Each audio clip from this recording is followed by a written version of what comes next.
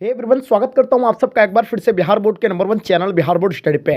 जी हाँ दोस्तों, यानी आज के क्लास आपके डिमांड पे लेकर के आए हैं। आज के क्लास में हम लोग कवर करेंगे ज्योग्राफी के सब्जेक्टिव क्वेश्चन जो आपके फाइनल एग्जाम के लिए है। बस आपको इतना ही ज्योग्राफी के सब्जेक्टिव क्वेश्चन को याद करना है, इससे और बाहर आपको कुछ भी नहीं देखना है। आपको हम बता रहे हैं कि यहाँ से बाहर आपको एक भी सवाल नहीं पूछा जाएगा, तो इसलिए आप लोग पूरी तरह से अच्छे से इसको नोट कर लीजिएगा और आपको इधर उधर कहीं भटकने की जरूरत नहीं है, क्योंकि आज का क्लास आपके डिमांड पे लेकर आए हैं। तो इसलिए इस वीडियो का टारगेट है लाइक का 1 के का है, आपको 1 के लाइक देना, क्योंकि इसको बनाने के लिए हमें बहुत ज्यादा मेहनत लगा है। तो इसलिए आप लोग कोई भी बच्चे क्लास को स्किप नहीं करेंगे, पूरी तरह से लास्ट तक जरूर देखिएगा। तो चलेगा, इस शो शुरू करते हैं। इससे पहले आप लोग से मेरा छोटी सी रिक्वेस्ट रहेगा कि अभी तक आप मेरे चैनल को सब्सक्राइब नहीं किए हैं तो चैनल को सब्सक्राइब कर लेंगे। तो चलेगा, इस शो शुरू करते हैं। आपका जनसंख्या परिवर्तन के 3 निर्धारक घटक कौन से हैं? सबसे पहला क्वेश्चन आपका, जनसंख्या परिवर्तन के 3 निर्धारक घटक कौन से हैं? तो चलते हैं हम लोग जनसंख्या के वितरण को प्रभावित करने वाले कारक, यानी 3 जो प्रमुख इसका कारक रहा है, यानी कौन कौन सा कारक है इसका। पहला कारक की बात कर ले, इसका प्राकृतिक कारक। इनमें से धरातल की बनावट, जलवायु, मृदा, वनस्पति, जल तथा खनिज पदार्थ की उपलब्धि सम्मिलित है। यानी इन जनसंख्या परिवर्तन के 3 प्रमुख जो इसका 3 निर्धारक घटक है, कौन कौन से है? तो पहला आपको बता दिए प्राकृतिक कारक। इनमें से जो ईश्वर के दिए हुए रहते हैं, जैसे कि जलवायु का बनावट या धरातल की बनावट, या जलवायु का होता है जो मृदा का वनस्पति, ये पहला कारक इसका आपका ये रहा। दूसरा कारक अगर हम बात कर ले तो संस्कृति, यानी सांस्कृतिक कारक। इनमें धर्म, भाषा, संस्कृति आदि सम्मिलित होते हैं। दूसरा कारक आपका है जो होता है यानी संस्कृति कारक, जो इनमें धर्म, भाषा, संस्कृति आदि यानी सम्मिलित होते हैं। तीसरा कारक की अगर हम लोग बात करें उसी तरह आर्थिक कारक। इनमें से यातायात के साधन, उद्योग आदि की कारक यानी सम्मिलित है।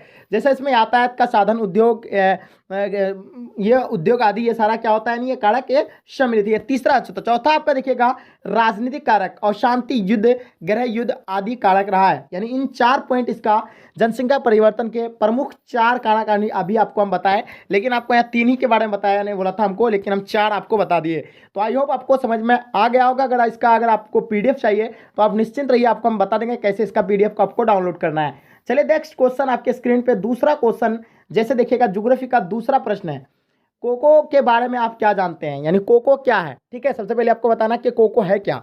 तो देखिए, कोको पौधों, यानी कोको जो होता है पौधे निर्मित पदार्थ है, जो चॉकलेट जैसे पदार्थ में उपयोग होते हैं। ये पौधे के बीज से तैयार होता है। ये देखिए, कोको जो होता है ये चॉकलेट में इसका उपयोग किया जाता है, और ये जो होता है एक बीज से तैयार होता है। चॉकलेट आपको पूछा जाएगा चॉकलेट जो है किससे संबंधित है, तो आपको वहाँ कोको को लिखा पड़ेगा। तो ये कोको से मतलब चॉकलेट बनता है, ये चीज़ आपको पता होना चाहिए।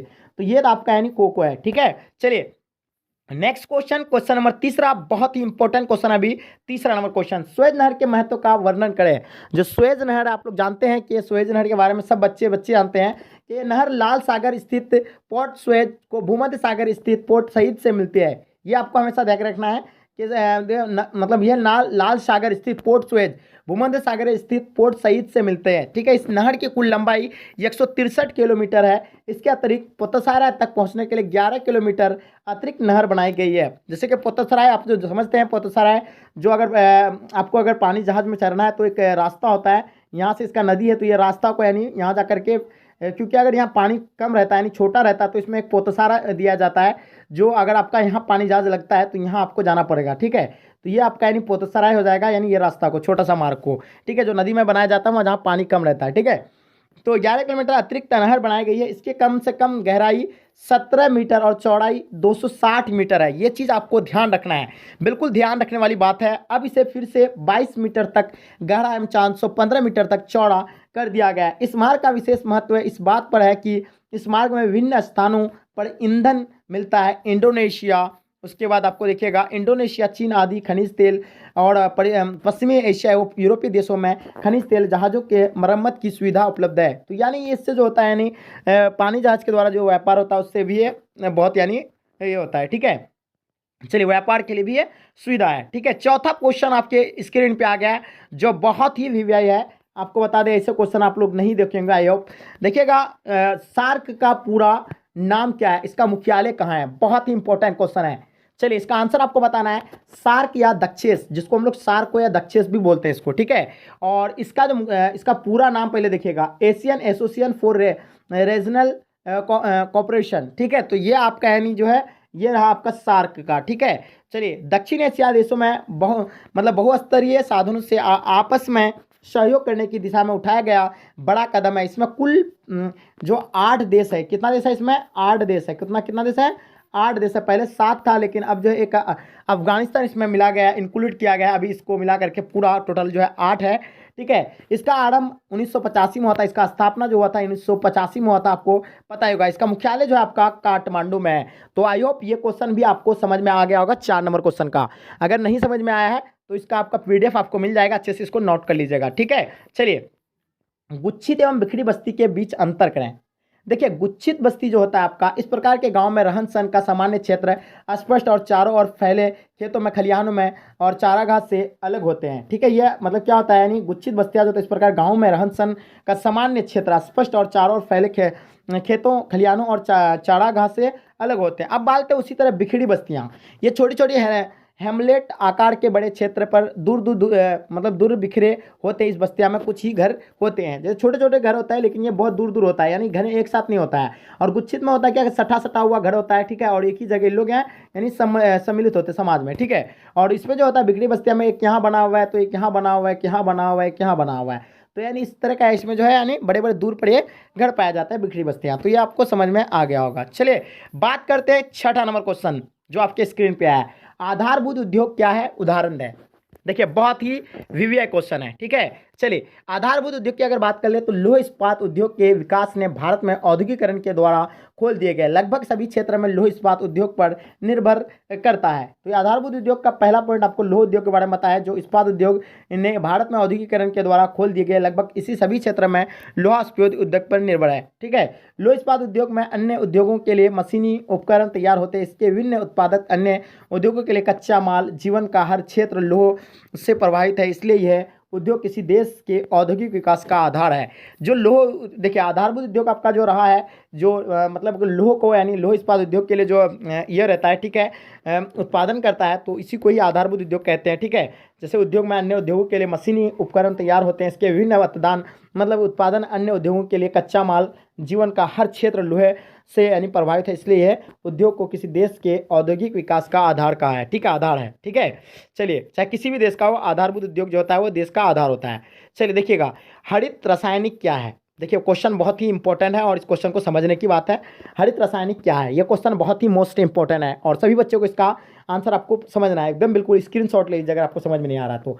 हरित रासायनिक के तहत मिट्टी की गुणवत्ता, जैव उर्वरक को बढ़ावा, उच्च किस्म की बीज का उपयोग किया जाता है, परिणामतः खाद्यान्न में वृद्धि होती है। तो ये हरित रासायनिक उद्योग है। ठीक है, जिसमें अलग अलग जो है इसमें रासायनिक खाद जो है उपयोग किया जाता है और इसी को ये हरित रासायनिक उद्योग कहा जाता है। ठीक है, चलिए, किस उत्तम किस्म के जो है बीज उसमें ये किया जाता है, उपयोग किया जाता है। परमाणु ऊर्जा कैसे पैदा की जाती है? देखिए, सबसे बड़ा क्वेश्चन है और इसका आंसर आई होप तो आपको पता ही होगा कि परमाणु ऊर्जा जो है कैसे मतलब पैदा की जाती है। ठीक है, तो देखिएगा, यूरेनियम और थोरियम प्रमुख परमाणु खनिज है जिससे परमाणु ऊर्जा पैदा की जाती है। देखिए, यूरेनियम और थोरियम के द्वारा ही जो है परमाणु ऊर्जा जो है पैदा की जाती है और भारत में पर्याप्त मात्रा में पाए जाते हैं। इसके नियमित विखंडन से प्राप्त ऊर्जा को परमाणु ऊर्जा, अणु ऊर्जा एवं नाभिकीय ऊर्जा का नामों से जाना जाता है। ठीक है, तो इसके लिए यूरेनियम और थोरियम आपके लिए प्रमुख होना चाहिए परमाणु ऊर्जा के लिए। ठीक है, उसके बाद बात करते हैं, भारत में यूरेनियम झारखंड में पाया जाता है सबसे अधिक, राजस्थान, तमिलनाडु में पाया जाता है। थोरियम छोटा नागपुर, जो थोरियम जो पाया जाता है आपका छोटा नागपुर पठार तथा केरल के समुद्र तटीय बालू प्राप्त होता है। भारत में विश्व में के 6 देशों में से ही एक है जो परमाणु ऊर्जा प्राप्त करने के तकनीकी विकसित कर चुके हैं। तो 6ठा देश के रैंक में आ गया है भारत जो परमाणु ऊर्जा प्राप्त करता है। ठीक है, तो आपको पता होगा सब यूरेनियम जो है सबसे अधिक झारखंड पाया जाता है, राजस्थान, तमिलनाडु। सबसे अधिक अगर पूछा जाए यूरेनियम तो ये आपको झारखंड में ही पाया जाएगा। अगर थोरियम को पूरे पूछा जाए तो छोटा नागपुर।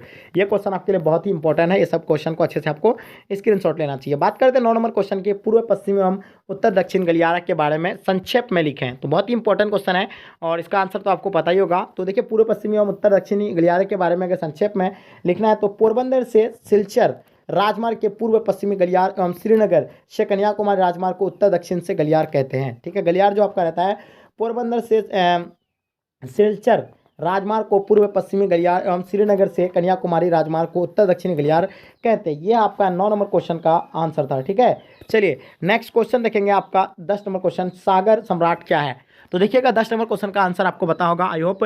सागर सम्राट जो होता है आपका महाराष्ट्र स्थित मुंबई हाई का क्षेत्र का पता सागर सम्राट नामक जहाज द्वारा 1975 में लगाया गया था। यह पेट्रोलियम उत्पादन क्षेत्र है जो मुंबई से जो 176 किलोमीटर यानी दूरी पर है। तो आपको सागर जो है आपका 176 किलोमीटर उत्तर पश्चिमी दिशा में या अरब सागर स्थित में ये समुद्र सागर सम्राट नामक मंच बनाया गया है, जो एक मतलब जलान और पानी भीतर तेल के कुएं मतलब खोदने के कार्य करता है। और ये 80 करोड़ टन तेल के भंडार का अनुमान है। ठीक है, 80 करोड़, समझ रहे हैं आप, 80 करोड़ तेल का भंडार का अनुमान रखता है। सागर सम्राट आपका यही है जो 1975 में इसको खोजा गया था। सागर सम्राट नामक जहाज के द्वारा 1975 में खोला गया था। और इसी को ही हम लोग सागर सम्राट क्या है, ये पेट्रोलियम का ये जो है उत्पादक क्षेत्र है, जो मुंबई से तटीय 176 किलोमीटर जो आपका पश्चिमी उत्तरी में ये आपका जो है अरब सागर में स्थित है। और ये अरब सागर में स्थित है। इसमें जो है मतलब 80 करोड़ टन तेल भंडार का अनुमान लगाया जाता है इसमें, जो सागर सम्राट में।